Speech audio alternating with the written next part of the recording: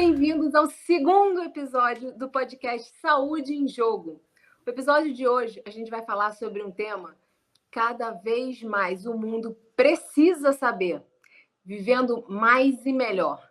O que preciso saber para envelhecer saudável.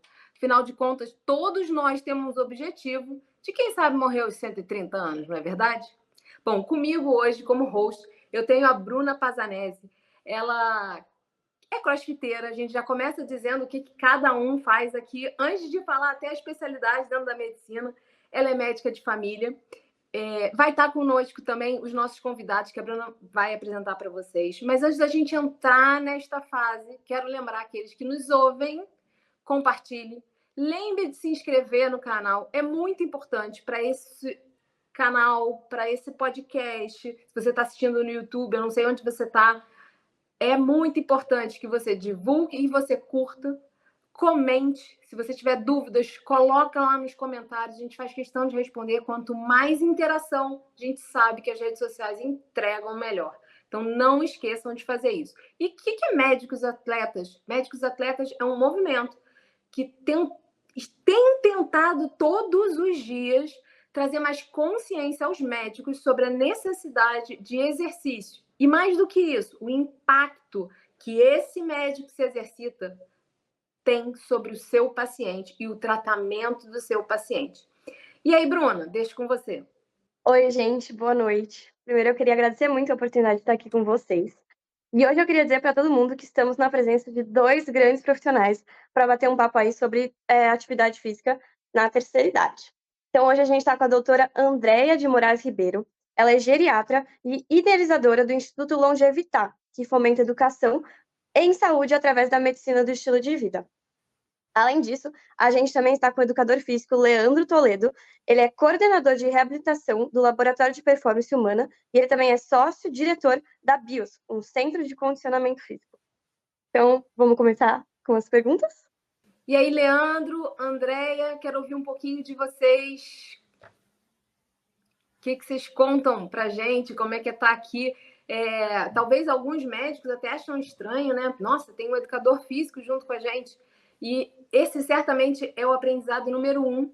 O nosso podcast e também o Movimento Médicos Atletas faz questão de trazer a informação de que a saúde ela precisa ser vista como um todo, de forma integrativa. Então, sim, todos os episódios a gente faz questão de trazer, além de médicos, educadores físicos, fisioterapeutas, fonoaudiólogos, aquele outro profissional de outra área de saúde que vai complementar e muito o conhecimento que a gente vai apresentar. Conta um pouquinho pra gente. Boa noite, prazer. É uma honra estar dividindo aqui o espaço com vocês. E como você chamou a atenção, Cris, mais que nunca se faz necessário um olhar transdisciplinar para o cuidado à saúde do idoso. Então, é fundamental que haja uma integração do médico, do professor de educação física, do fisioterapeuta, do nutricionista, do psicólogo, pensando junto, centrado no paciente. Aí sim a gente consegue otimização de resultado. E você, Andréia, fala um pouquinho antes da gente enveredar nas nossas perguntas. Michele, boa noite. É um prazer estar aqui com vocês, né? Um geriatra está falando sobre atividade física, as pessoas sempre acham que chegou na terceira idade a gente não precisa mais de atividade física. E eu costumo brincar que envelhecer é um processo natural. Perder o músculo e perder a funcionalidade, não. E é para isso que a gente está aqui hoje, né? Para discutir o que a gente pode fazer para envelhecer com mais qualidade e principalmente com mais funcionalidade. Excelente, Andréia. Eu acho que a gente precisa iniciar o nosso podcast trazendo conceito. E o que é conceito? O que são os nossos idosos? Como é que a gente entende? O que é idoso? Quem é esse público para quem a gente vai falar? A partir de quantos anos? É idade? É alguma condição clínica? Fiquem à vontade, pode escolher quem fala. Bem, Se a gente for fazer um marco histórico, né, nós somos um país ainda de terceiro mundo. Então, por conta disso, a definição de idoso no nosso país é aquele acima de 65 anos. Isso não quer dizer que a gente não possa ter idosos com funções muito boas, parecidas com as dos jovens, com mais idade. Assim como pessoas mais novas que têm já a perda da sua funcionalidade, com uma idade abaixo disso. Quando a gente fala de primeiro mundo, o marco de idade, o marco cronológico é a partir dos 60 anos. E por conta, né, da longevidade ter mudado ao longo dos anos, hoje a gente faz algumas divisões em termos de senilidade, né, em termos de idade. E aí a gente já faz uma divisão entre idosos e superidosos, que são aqueles idosos acima de 80 anos, 90 anos. Quer complementar alguma coisinha, Leandro? André chamou a atenção, né, de um ponto central que é a funcionalidade, né, que é justamente a diferenciação da idade cronológica para a idade biológica. Então,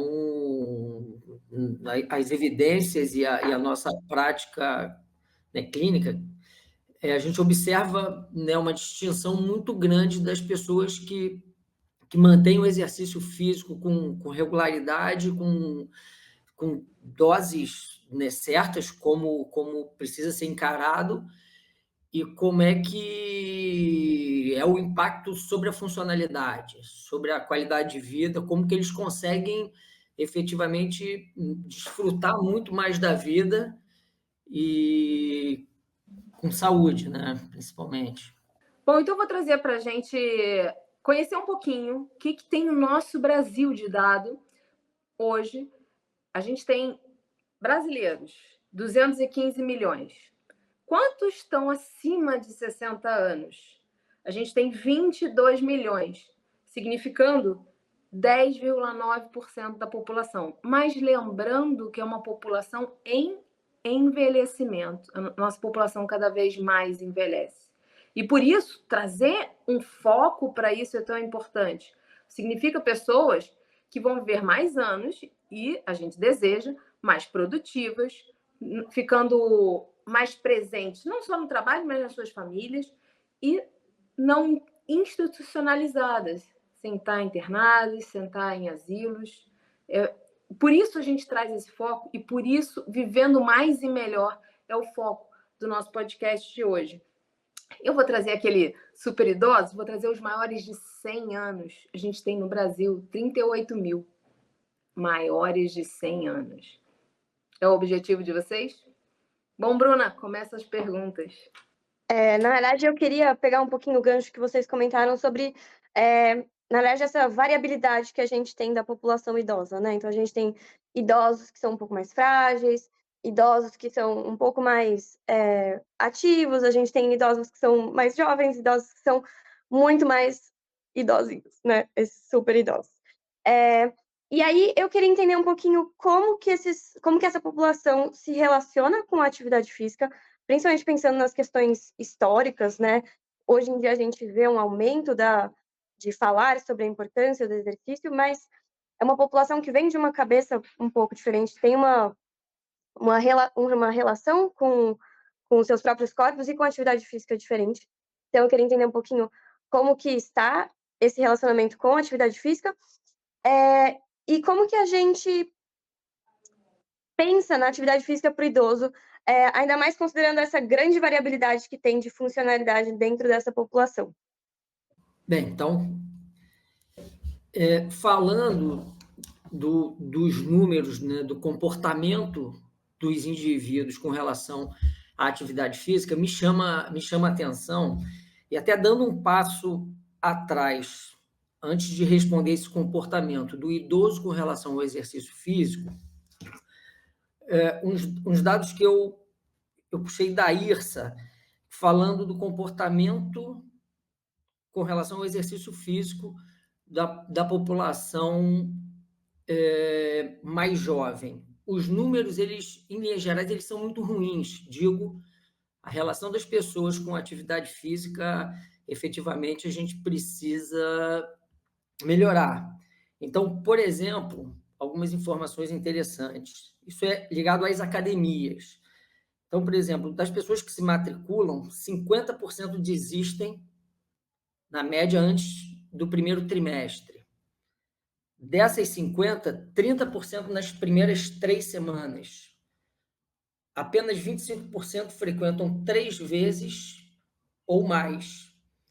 E aproximadamente 40% vão frequentar 6 vezes ou menos por mês.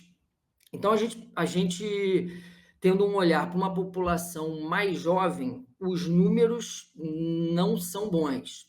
E quando a gente amplia esse olhar para as pessoas acima de 60 anos, e aí essas informações que eu vou sinalizar são americanas em âmbito federal.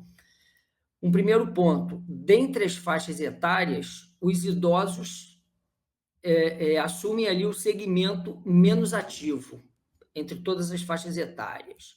Então, aproximadamente 12% dos indivíduos na faixa de 65 anos, apenas 12%, alcançam o recomendado. E aí esse recomendado está ali ainda naquela coisa dos 150 minutos de atividade moderada, de atividade aeróbica e 2 treinos de força por semana.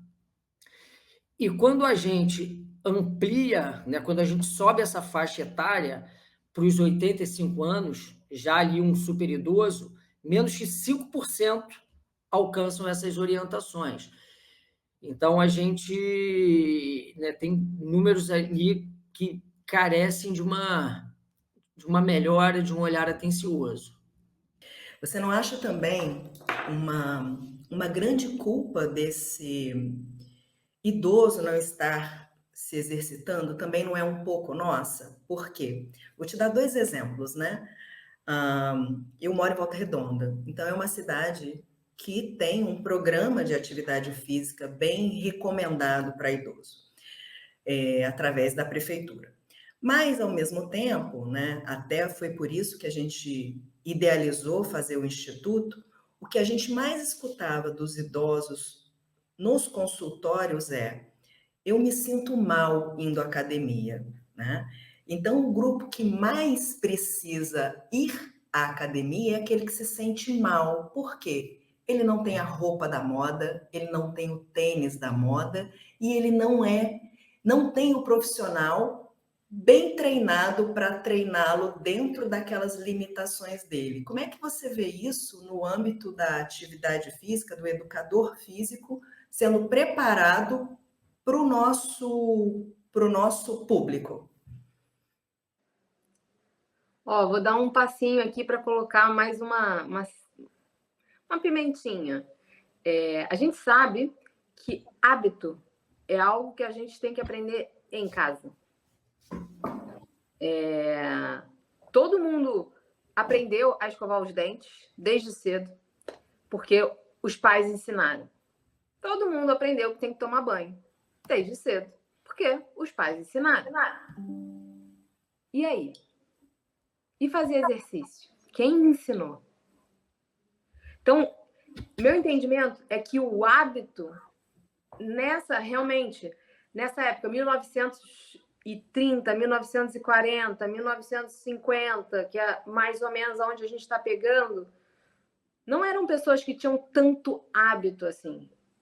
E a gente sabe que começar um hábito novo aos 60, 70, 80, 90, ele seria difícil em qualquer situação. Então, se a pessoa nunca escovou o dente, eu chego para ela aos 60 anos e falo, a senhora tem que escovar o dente agora. Será que eu vou conseguir convencer? Então, certamente, a persuasão, o poder de quem está falando e a forma que explica vai impactar muito nessa adesão. Coloquei a pimenta. Está com vocês. Achei ótima a pergunta, Andréia e Cris ampliou. Então, pensando em comportamento, antes de falar da adesão propriamente dita do idoso e, enfim, e os cuidados com quem faz esse acompanhamento deve ter, e alguns pontos que vão influenciar numa melhora da relação com a atividade física, eu chamo a atenção para uma questão que é uma questão social, que é a educação física na escola. E constantemente eu comento o seguinte: seria extremamente relevante se a gente tivesse uma educação física com um propósito sério de saúde nas escolas, que fosse algo com uma cobrança importante, porque o raciocínio é muito simples. Se você consegue melhorar o nível de conscientização e você consegue aumentar o número de indivíduos fazendo exercício e com bons hábitos alimentares, isso daí poderia e deveria ser propagado na educação física, naturalmente a gente teria uma população mais saudável e com gasto público de saúde menor, né? Mas eu fico confortável para falar que é o meu segmento, mas não é o que a gente se depara. E aí, ampliando para essa questão do comportamento, e eu já levantei muitos estudos sobre a adesão ao exercício físico na população jovem, se estendendo à população idosa, e a gente sabe que são muitas variáveis que vão impactar na adesão ou não à atividade física programada e regular. Então, alguns pontos que eu gostaria de sinalizar. Acho que o primeiro ponto é estar numa escala de valor que realmente mexa com o indivíduo. E como é muita coisa, eu vou tentar pensar pontos que sejam essenciais. Então, quando eu estou pensando em a gente colocar o exercício físico dentro de uma escala de valor para o indivíduo idoso, que efetivamente seja relevante e vá mexer com o comportamento dele, vejo como fundamental a participação da comunidade médica mesmo. Então, quando o indivíduo ele recebe a orientação e a recomendação dentro do consultório médico que ele faça o exercício físico, me parece, no dia a dia, que isso já começa a mexer no comportamento dele. Então, hoje eu recebo pacientes no dia a dia, no laboratório de performance humana, que eles comentam abertamente: meu médico falou que se eu não fizer exercício, que ele vai parar de cuidar de mim. E isso daí é do cardiologista, do pneumologista, do psiquiatra. Então, ele vem com, assim, uma dose de remédio que eu tenho que tomar. E pelas evidências, a gente sabe que o exercício físico associado à medicação propriamente dita vai ter um impacto maior no tratamento dele. Então, ter esse endosso médico, eu diria que é fundamental. Então, se a gente já parte desse ponto, a gente já tem um ganho muito importante. Alguém quer fazer alguma ponderação? Posso prosseguir? Deixa eu só te colocar uma coisa aqui que é comum aqui no dia a dia, né? Eu habitualmente trabalho com 2 estúdios, né? Assim, bem diretamente para onde eu encaminho os meus pacientes. E eu tenho por hábito escrever no receituário, né? Fazer atividade física e dizer o que eu quero. E aí lá, cada um faz, né? Naquela prescrição do educador físico. Os pacientes que melhor aderem aos programas de atividade física são aqueles que vão como se o exercício está ali descrito no receituário. Eu queria também só pegar deixar um pouco no ar, né? Esse questionamento, né? Por que será que existe tanta resistência dos médicos em prescrever atividade física? Será que, não só na população idosa, né? Mas eu acho que na população idosa, será que também existe uma insegurança, uma falta de conhecimento? Porque a gente já sabe a importância e mesmo assim a gente vê que não é algo habitual que os médicos falam no consultório ou prescrevem, igual a doutora Andréa comentou, coloca por escrito. Eu acho que você já trouxe a própria resposta. Se o médico é cardiologista E o paciente chega lá, o médico reconhece, nossa, ele tem uma alteração psiquiátrica, ele precisa tratar. Ele não vai prescrever, provavelmente, porque ele não está afeito às drogas e doses do tratamento psiquiátrico. Então, ele encaminha para um especialista. Certamente, aqueles que não estão afeitos ao que significa dose adequada do tratamento, exercício para o seu paciente, não vão ficar confortáveis de escrever porque não vão saber. E exato esse papel que o médico e os atletas têm, que a medicina do exercício carrega, né? Toda a sociedade carrega, e essa conscientização cada vez mais presente, dessa integração, porque eu posso não saber todos os detalhes. Eu sei o treinamento aeróbio tá perfeito. Eu faço, é o que eu faço reabilitação, trabalho com reabilitação, trabalho com o Leandro, gente. Mas quando chega nos exercícios de força, e a gente vai falar sobre eles, porque quando a gente está falando sobre longevidade, exercício de força, músculo é crucial, mas eu vou passar a bola para ele. Não sou eu que vou prescrever. Então, eu acho que é saber e querer saber. E aí, consciência, né, gente? Você que está escutando é médico, consciência. Dá para estudar também, tem muito artigo legal, tem muito artigo dando direção do que fazer, como fazer. É buscar o conhecimento mesmo, da mesma forma que a gente busca quando sai um medicamento novo. Vamos tratar assim, você não sabe? É medicamento novo, vamos estudar. Acho que nesse sentido vai auxiliar muito na prescrição. E a ideia da André é maravilhosa, né? De mandar por escrito, o cara vê que o negócio é sério, que está por escrito. André, adorei a consideração e, prosseguindo dentro do que a Cris chamou a atenção, realmente ter esse conhecimento e ter esse encaminhamento para uma instituição ou para um profissional de confiança vai fazer diferença. Porque o conhecimento ele avança numa progressão geométrica. Então, eu diria, uma das minhas funções hoje, né, dentro do laboratório de performance humana, é ir atrás da informação mais atualizada, e constantemente eu estou conversando com a Cris, e a informação, você abre o computador, você faz uma nova busca. Então, tá a prescrição para um indivíduo com uma determinada patologia, com uma determinada condição. Então, assim, estar inteirado disso e fazer esse encaminhamento para quem tem responsabilidade e sabe fazer, eu diria que seria, né, muito interessante. E quando a gente estava falando da adesão, algumas coisas, né, de melhorar essa relação do exercício do idoso com a atividade física, tem alguns pontos muito importantes. Primeiramente, entender quem é esse indivíduo. E aí é de ordem clínica, como é que é quais são os diagnósticos ortopédicos, como é que é o histórico de atividade física. Então, a gente está falando de um idoso que nunca fez exercício e tem uma tolerância baixa ao esforço. A gente tem uma conduta. Naturalmente, se é uma pessoa com um determinado tipo de lesão, de intervenções cirúrgicas, quem está tomando conta tem que ter um entendimento da distribuição de força no treinamento de condicionamento muscular.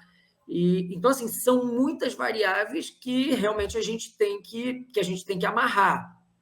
Um outro aspecto importante é você garantir sucesso em cada etapa do planejamento. Pequenas vitórias, né, Leandro? Trazer para o idoso as pequenas vitórias que ele consegue. Exatamente. Então, assim, ele tangibilizar essa melhora, as evidências mostram que nos ajudam muito. E como é que a gente faz isso? Pode ser de uma forma subjetiva, digo, com questões do dia a dia dele, que ele passa a nos sinalizar, mas, naturalmente, como a gente gosta de números, tem N testes funcionais, que, inclusive, a gente pode comentar um pouco sobre esses testes, que assim, são muito interessantes, inclusive, deles serem aplicados dentro do consultório médico. e que é uma repetição fácil que ele vai tangibilizar uma melhora e que o aprimoramento nesses testes tem um desfecho clínico, uma previsibilidade muito interessante em termos de hospitalização, inclusive de morte. Então, a gente tem muita ferramenta para trabalhar associado o médico com o professor de educação física, com o fisioterapeuta, enfim, com o nutricionista, como eu tinha mencionado.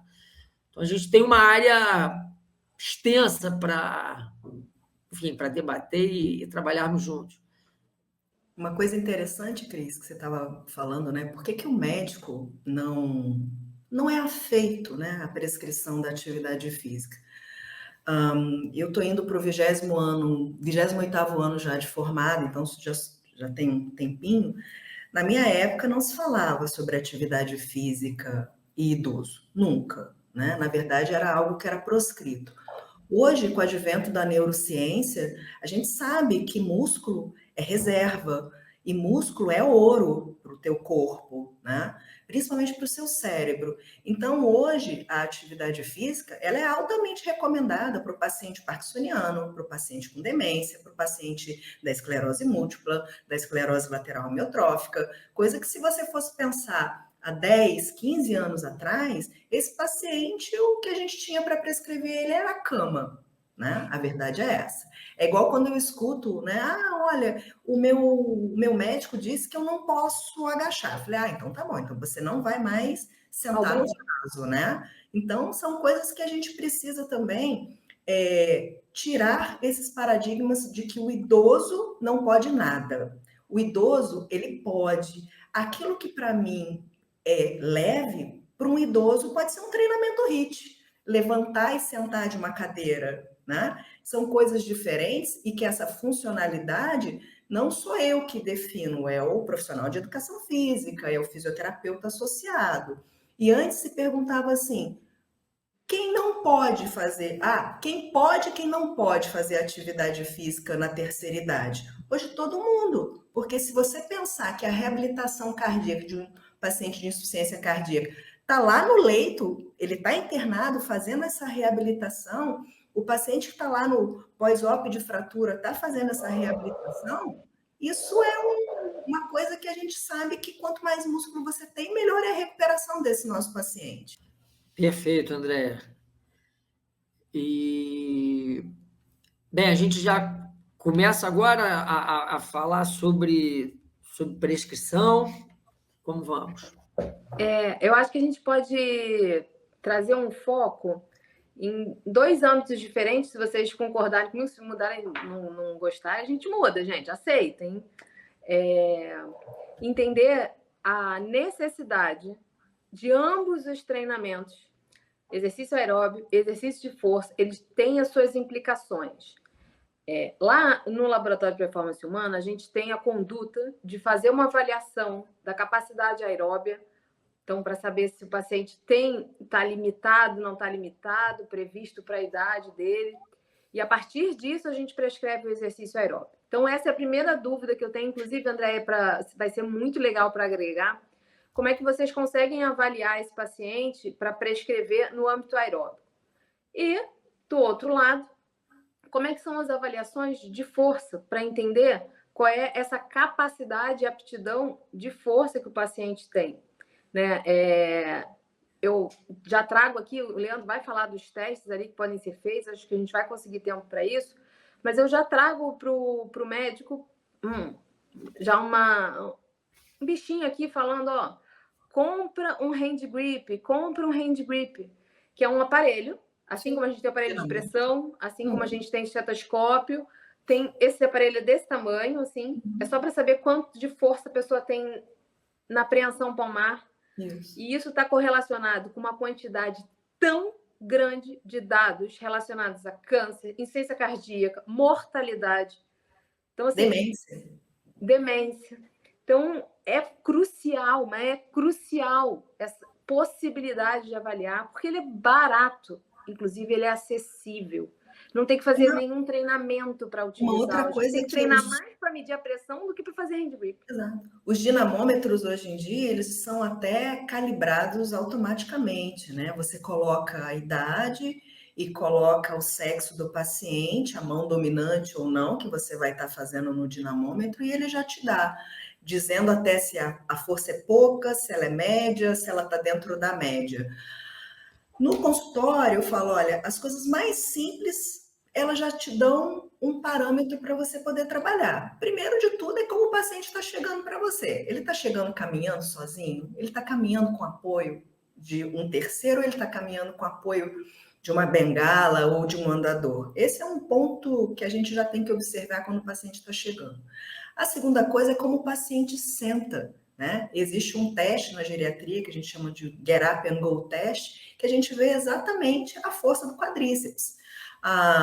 Uma fita métrica, e que aí a gente consegue dimensionar mais ou menos, a gente tem dados, né, para sarcopenia, foram feitos alguns pontos de corte, levando em conta a população brasileira, porque o meeting foi feito com os parâmetros são internacionais, são para a Europa e Estados Unidos, e aí a gente acabou fazendo um para cá. E o dinamômetro. O dinamômetro é algo tão simples, né, que a gente tem no consultório, que você consegue fazer isso muito rapidamente. Preciso lançar mão de uma DEXA? Preciso lançar mão de uma bioimpedância? Poxa, se eu tiver, melhor. Mas 3 coisinhas simples, né? Get Up and Go Test, uma fita métrica e um dinamômetro, você já consegue, pelo menos, fazer já uma triagem muito boa, né? E aí, Leandro, como prescrever o paciente? Eu acho que vamos pegar 2 personas. O idoso, todos 2 com a mesma idade, vou colocar 70 anos, porque as pessoas conseguem, acho que, visualizar melhor que é um idoso. 70 anos. Um treinou a vida inteira, não era atleta não, mas treinou a vida inteira. E o outro nunca fez nada. Como é que você aborda esse paciente e leva ele para o treinamento? Põe um terceiro aí, que é o idoso muito frágil. Esse ferrou, hein? São 3 Mas eu colocou uma terceira persona bem interessante, porque eu acho que, no geral, quando a gente pensa no idoso e a gente pensa num idosinho fazendo atividade física, pelo menos para mim, sempre vem na cabeça aquela pessoa que é muito frágil e você fica perdido, você não sabe o que fazer com esse ser humano. Então, eu acho que eu, pelo menos na minha prática, eu tenho mais dúvida com a pessoa que é muito frágil, de como que a gente vai conseguir trazer um pouquinho mais de benefício para essa pessoa. Bem, adorei a pergunta.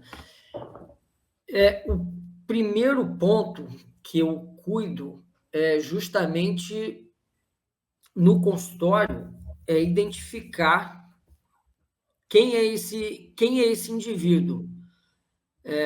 Como o André sinalizou, como é que ele chega para a gente? E aí você vai coletar, vai fazer uma anamnese, você vai coletar as informações e baseado em testes simples, a gente já consegue ir estratificando para qual direção a gente vai. No laboratório de performance humana, a gente tem um grande facilitador que esse paciente ele faz um teste cardiopulmonar antes de iniciar o programa de reabilitação ou de condicionamento físico, dependendo do perfil. Mas tentando ser objetivo, a gente tem para cada perfil desse mencionado, então a Cris falou, um indivíduo de 70 anos que sempre treinou, um indivíduo de 70 anos treinado, um que nunca fez atividade, mas talvez tenha ali um nível de aptidão ainda satisfatório e um bem frágil.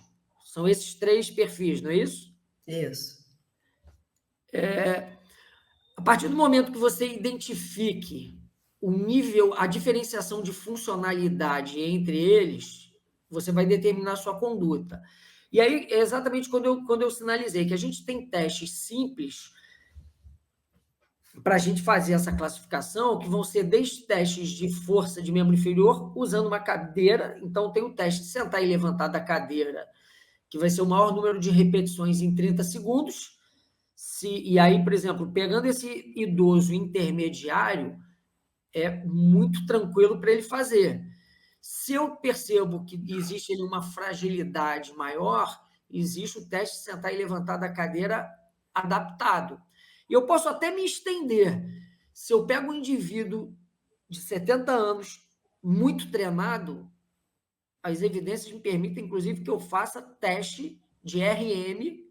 RM é de repetição máxima num aparelho, num leg press, por exemplo. Pelas evidências, assim, incidência de lesão é nada significativo. Então, na verdade, você tem que entender quem que é, classificar e você fazer a prescrição individualizada. Eu acho perfeito, né, Leandro? Pegar, assim, eu gosto demais de fazer a parte, fora a parte de exame, mas uma das partes que eu mais gosto é conseguir sentar com o paciente e trabalhar o âmbito motivacional dele, né? E aí vou trazer um pouco de experiência, ainda não estou na fase do idoso, estou com 45 só, mas eu faço reabilitação, minha reabilitação é neurológica.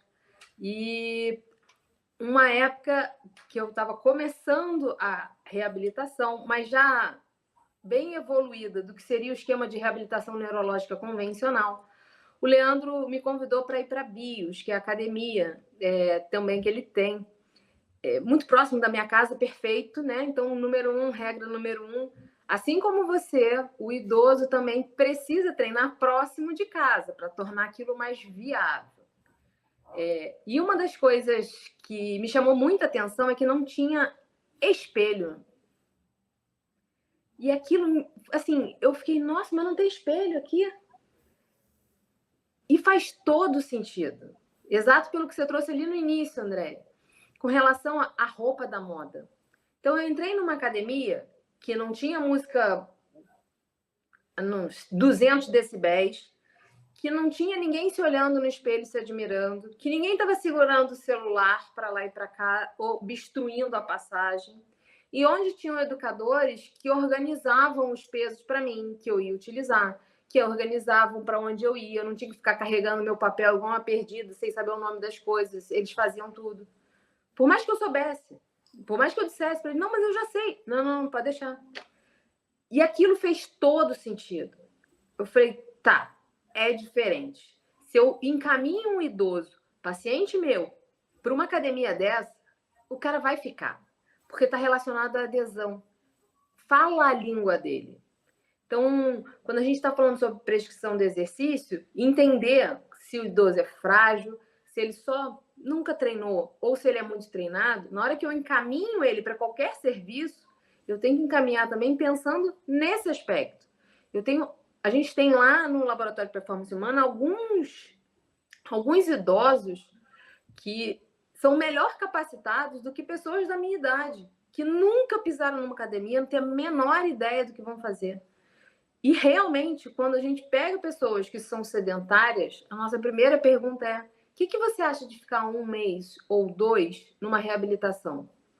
E aí, colega médico, a gente já deixa aqui a dica: reabilitação é paga pelo plano, tá? Então, se o seu paciente tem plano, reabilitação é paga pelo plano, é tratamento médico.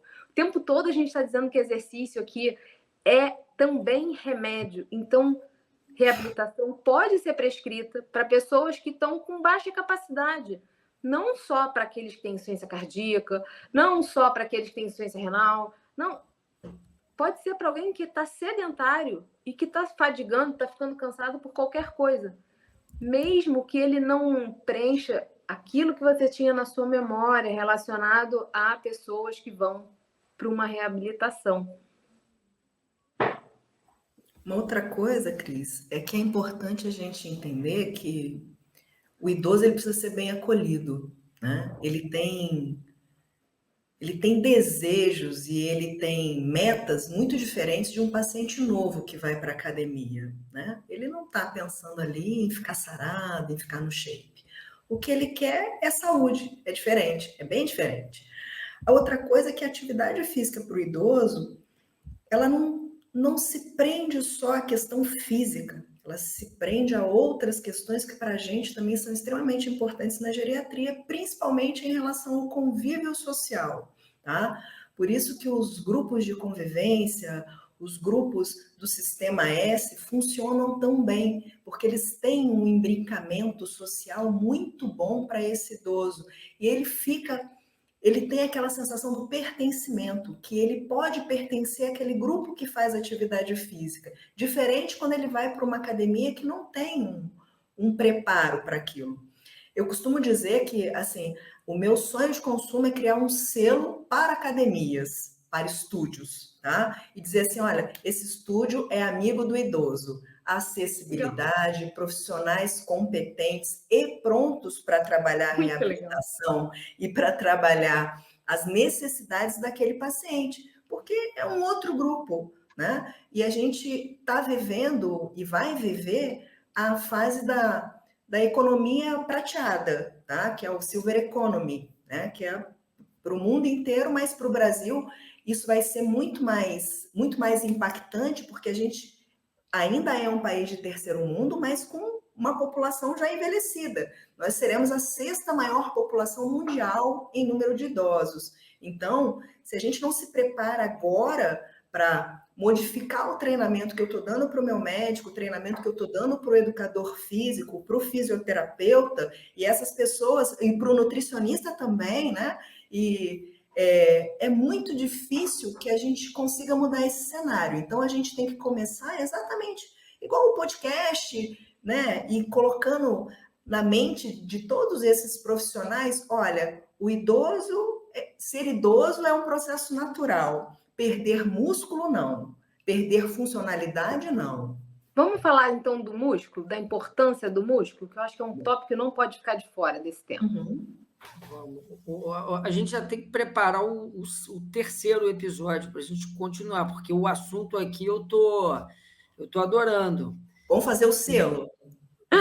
Eu gostei do selo. Exatamente. Então, só para dar um prosseguimento no que a André falou, que eu adorei, e a BIOS, o Laboratório de Performance Humana, a gente atende, né, a gente trabalha efetivamente a reabilitação. Então, a gente atende pacientes graves, eles prosseguem ali por mais um período, mas muitos cumpriram o período de reabilitação e eles vão para unidades de menor complexidade. Então, a proposta da BIOS, que inclusive a gente é BIOS Centro de Condicionamento Físico. Então, quando eu criei o nome, eu quis efetivamente dissociar de academia, justamente por uma proposta mais cuidadosa. Não que uma academia não possa ter, a gente encontra, mas a academia se caracteriza por muita gente, acaba tendo uma relação de número de alunos por profissionais, é difícil de você gerenciar um cuidado.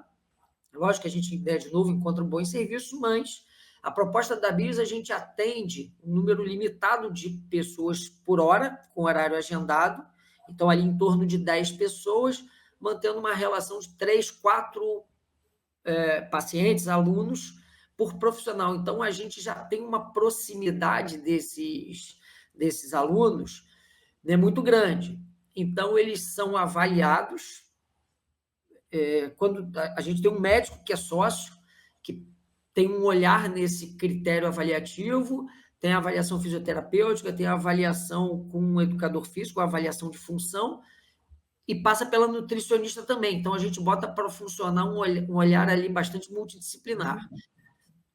E aí, esse indivíduo, quando ele ingressa para fazer atividade, muito importante, Andréia, o primeiro, como eu comentei assim, é garantir o sucesso em cada etapa. Então, o primeiro ponto é que ele goste de fazer atividade.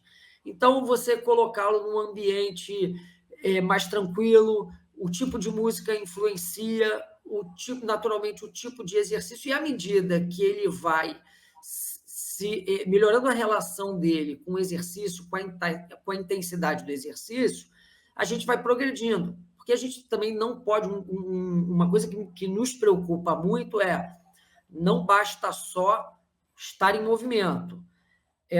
Naturalmente, é muito claro que é muito melhor que o meu aluno, que o meu paciente, ele esteja... é muito melhor que ele esteja se movimentando, mesmo que ainda não na intensidade desejada, do que ele está em casa vendo televisão. Não dá para a gente comparar.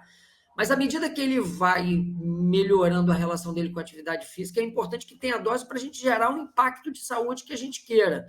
E quando a gente for falar, e aí aproveitando o gancho que a Cris deixou, quando a gente vai falar de ganho de massa muscular e quando a gente vai falar de tecido ósseo, o tipo e a intensidade do exercício vão falar com essa resposta. Que não pode ser medido, não pode ser provado, né? Já começa por aí. A segunda coisa é que tem saído vários estudos sobre a questão da demência, né? Não basta apenas o paciente ter músculo, ele precisa ter um músculo de qualidade, né? Uma das coisas que a gente mais tem visto hoje em dia é o paciente idoso com sarcopenia, mas com obesidade. Tá? A mioesteatose tem sido uma frequência, né? Você faz cortes para tomografia, para qualquer outra coisa. Vou parar só um pouquinho aqui, porque a gente tem certamente pessoas que nos ouvem que não têm a menor ideia do que a gente está falando sobre essas palavras difíceis.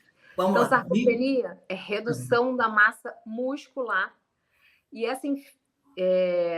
e a infiltração gordurosa que vai acontecendo no idoso, que é natural do envelhecimento, ela consegue ser interrompida quando a gente faz o exercício de força. Tá? E ela estava explicando ali de como a gente consegue examinar, o ultrassom consegue mostrar, a tomografia consegue mostrar, mas só para vocês que não entendem esses palavrões que a medicina traz, para vocês ficarem por dentro do jogo.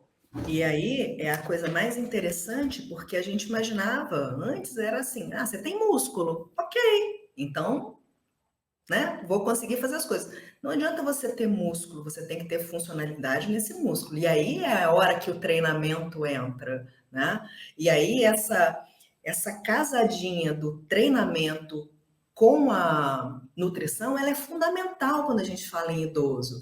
Eu tive uma vez num evento de suplementação para idoso, em que um dos palestrantes estava falando exatamente sobre o paciente renal, que ele falou assim, olha, o paciente renal é o que mais sofre, porque a restrição da proteína que a gente faz para ele tem um impacto muito direto no músculo, né? E ele falou assim, isso às vezes mata muito mais esse idoso do que a doença renal em si, porque a fratura é mais comum, a pneumonia aspirativa é mais comum, piora o DPOC, não expando a caixa torácica, né? Então, vão tendo uma série de complicações pela falta do músculo, né?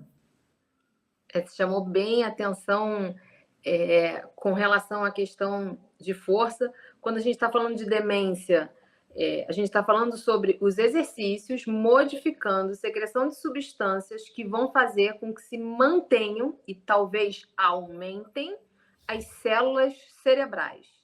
Significa dizer que se você treina da forma adequada, dose certa, intensidade certa, frequência certa, você está provocando o cérebro a crescer e não a involuir como é o natural da idade. Por isso a gente enfatiza tanto a urgência de se fazer isso, porque, senhores que nos ouvem, isso acontece muito antes dos 60 anos.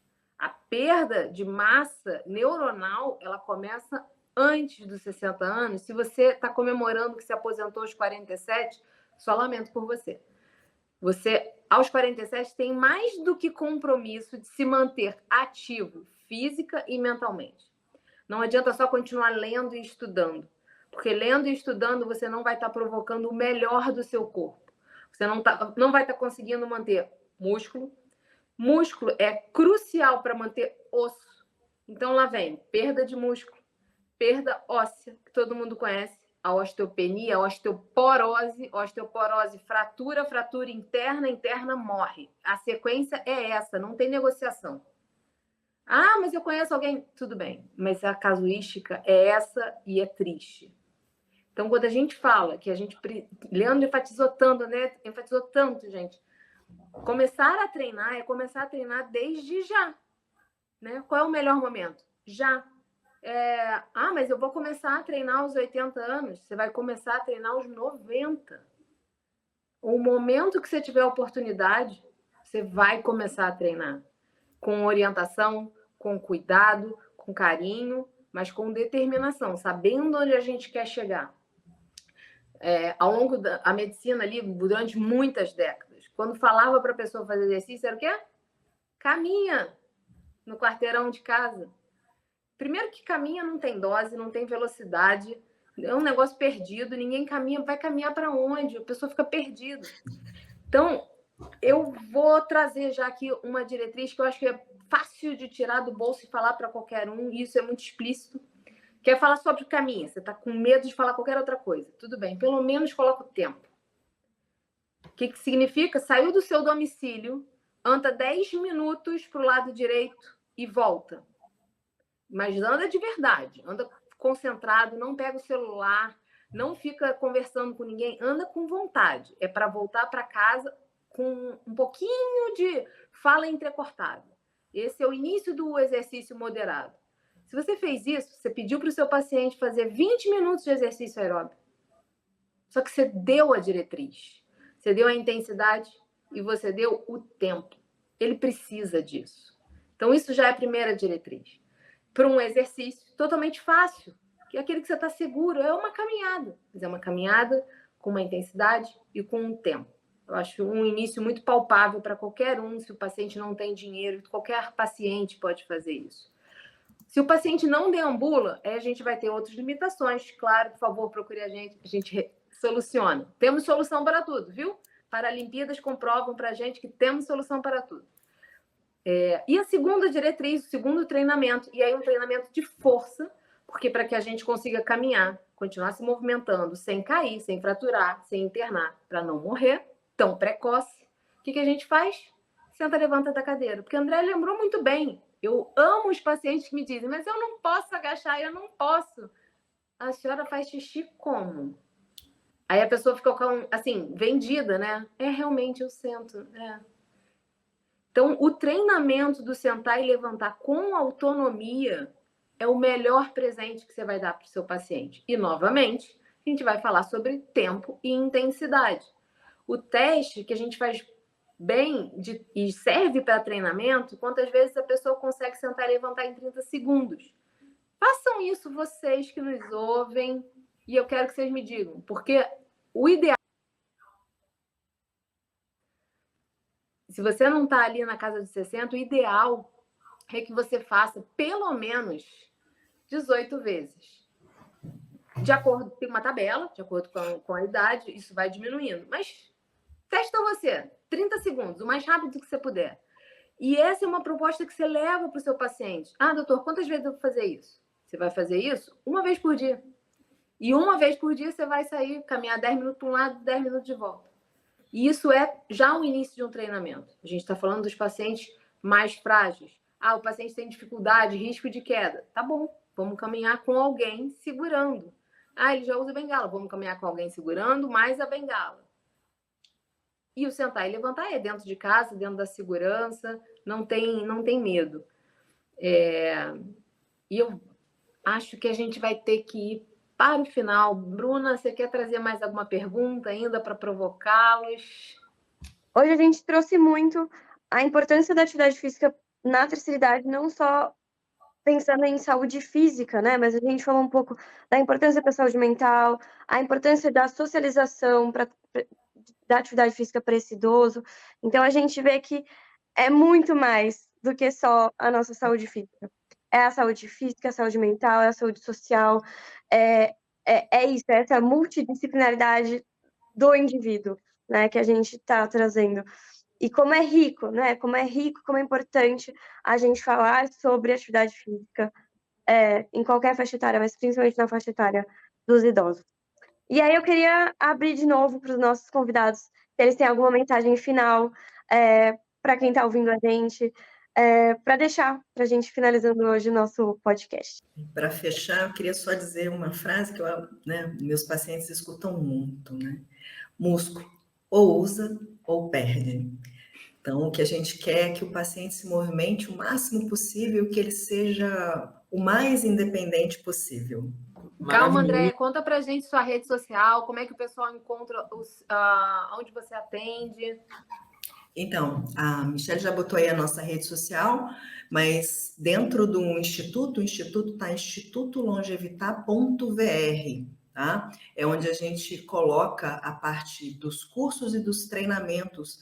A gente tem pensado em fazer os treinamentos principalmente para os profissionais, porque é uma coisa que a gente tem reparado, que os nossos profissionais não estão sendo capacitados para esse tipo de público, Sim. o público que tem algumas necessidades especiais. E para o público em geral, o que a gente tem feito é educação em saúde baseada nos pilares da medicina do estilo de vida. Que bacana, né? Maravilhoso. E a minha mensagem, que é muito da minha prática no cuidado da pessoa idosa, né? Esse cuidado naturalmente baseado no exercício, que o impacto do exercício físico, né, sendo prescrito e sendo evoluído na dose certa, o impacto de saúde para o indivíduo idoso é muito grande, pensando em desfecho clínico e pensando especialmente em funcionalidade e em qualidade de vida. Eu atendo um rápido relato de caso, uma pessoa de 89 anos, que o treinamento dela hoje é muito para ela brincar com a bisneta dela. Então, ela treina, ela vai para o chão, ela levanta sozinha, levanta de alturas baixas, sem apoio nenhum, e está desfrutando dessa superidade com bastante autonomia e qualidade. E as suas redes sociais, Leandro?